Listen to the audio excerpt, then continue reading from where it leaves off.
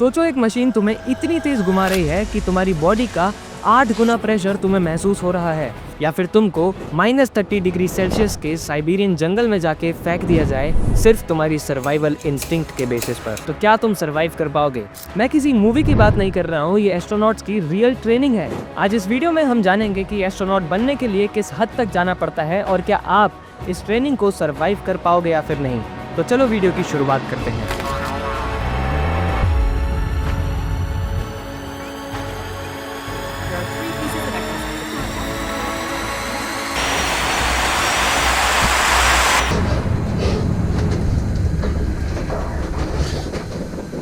हजारों लोग नासा के एस्ट्रोनॉट्स बनने के लिए अप्लाई करते हैं, पर कुछ ही लोग उनमें से सिलेक्ट होते हैं। पर असली स्ट्रगल तो तब शुरू होता है जब उन्हें सिलेक्ट होने के बाद दुनिया का टफेस्ट ट्रेनिंग प्रोग्राम का सामना करना पड़ता है। सुनीता विलियम्स भी पहले अटेम्प्ट में सिलेक्ट नहीं हो पाई थी। उन्होंने अपने आप को बेटर बनाया और 1998 में वो नासा के एक एस्ट्रोनॉट प्रोग्राम में सिलेक्ट हुई। जो लोग नासा के एस्ट्रोनॉट्स प्रोग्राम में सिलेक्ट होते हैं उनमें कुछ खास क्वालिटीज चाहिए होती हैं, और वो पहली क्वालिटी है साइंस, इंजीनियरिंग या फिर एविएशन बैकग्राउंड।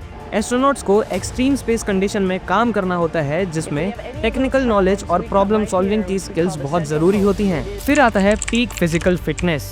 माइक्रोग्रेविटी को सर्वाइव करना पड़ेगा और कभी कभी तो इमरजेंसी लैंडिंग के लिए एक्सट्रीम एनवायरनमेंट में सर्वाइव करना पड़ेगा। और तीसरी है अनब्रेकेबल मेंटल टफनेस। एक छोटी सी गलती भी स्पेस में जान ले सकती है, और आइसोलेशन और प्रेशर को डील करने के लिए एक मेंटली टफ इंसान का होना जरूरी है। चलो सिलेक्शन की बात तो हो गई, और अब आते हैं ट्रेनिंग पर। और सबसे पहले बात करते हैं फिजिकल ट्रेनिंग की। एस्ट्रोनॉट बनना सिर्फ दिमाग का खेल नहीं है, बल्कि एक ऐसी बैटल है जिसमें तुम्हारी बॉडी की हर एक लिमिट टेस्ट की जाती है।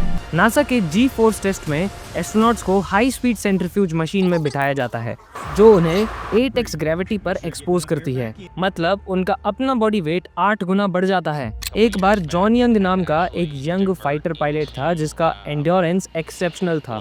जब उसने ये टेस्ट दिया तो उसका फेस डिस्टॉर्ट होने लगा और ब्लड ब्रेन तक पहुंचना बंद हो गया। सिर्फ कुछ ही सेकंड में उसे दिखना बंद हो गया और वो कम्प्लीटली ब्लैकआउट हो गया। ऐसी ही एक और फिजिकल ट्रेनिंग होती है अंडर वाटर स्पेस वॉक, जिसमें एस्ट्रोनॉट्स को एक ह्यूज वाटर टैंक में भेजा जाता है जो स्पेस में वेटलेसनेस को सिमुलेट करता है। ये स्विमिंग पूल जैसा नहीं है, बल्कि 12 मीटर का डीप टैंक है जिसमें full sized international space station का रेप्लिका रखा हुआ है। या तो आप इन फिजिकल टेस्ट को सर्वाइव करते हो या फिर मिशन से बाहर हो जाते हो। अब बात करते हैं साइकोलॉजिकल ट्रेनिंग की। ये ट्रेनिंग क्यों जरूरी है? क्योंकि स्पेस में सिर्फ एक गलत इमोशनल रिएक्शन पूरे के पूरे मिशन को खराब कर सकता है और सबकी जान ले सकता है। ये टेस्ट इसलिए होता है क्योंकि स्पेस में महीनों तक एस्ट्रोनॉट सिर्फ अपने क्रू टीम्स के साथ ही रहते हैं। एक बार एक एस्ट्रोनॉट जोसेफ पी कर्विन के साथ आइसोलेशन चैम्बर में एक बहुत ही बुरा इंसिडेंट हुआ। पहले कुछ दिनों तक सब नॉर्मल था, लेकिन जैसे जैसे टाइम बीता उनकी मेंटल स्टेबिलिटी ब्रेक डाउन होने लगी। उन्हें हेलुसिनेशंस होने लगे और एक टाइम पर उन्हें लगा कि वॉल्स उनके ऊपर बंद हो रही हैं।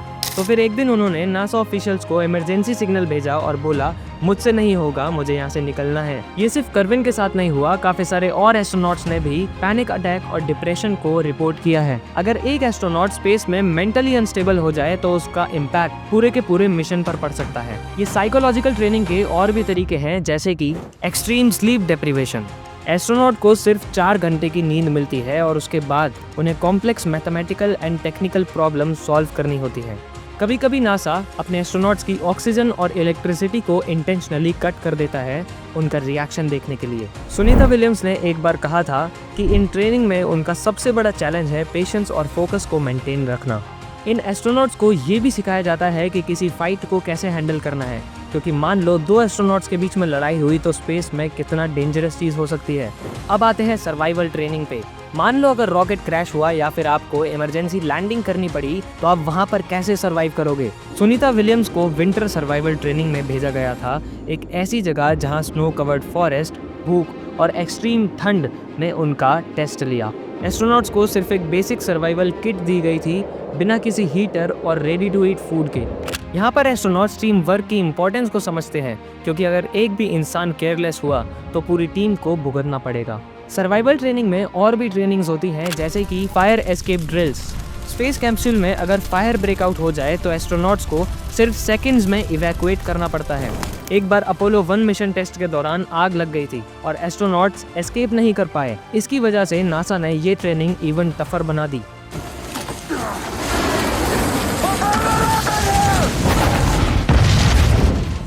अब आती है last stage of training, simulated space missions. सोचो तुमने 10 साल तक ट्रेनिंग की हो, पर एक छोटी सी गलती की वजह से तुम्हें स्पेस मिशन से हटा दिया जाए। ये नासा के टफेस्ट टेस्ट का सच है। नासा के एस्ट्रोनॉट स्पेस जाने से पहले फेक स्पेस स्टेशन में वीक्स तक बंद रहते हैं। यहाँ एक भी गलती का मतलब है आप मिशन से बाहर हो चुके हो। नासा कोई एक भी मिस्टेक को टॉलरेट नहीं करता है, क्योंकि रियल स्पेस में कोई सेकंड चांस नहीं मिलता है। सारे टेस्ट क्लियर करने के बाद ही किसी भी एस्ट्रोनॉट को स्पेस में जाने की परमिशन मिलती है। अब तक के टेस्ट को देखने के बाद क्या आपको लगता है कि आप इन टेस्ट को सरवाइव कर पाते? अपने आंसर कमेंट में जरूर बताना और हम मिलते हैं अगली वीडियो में।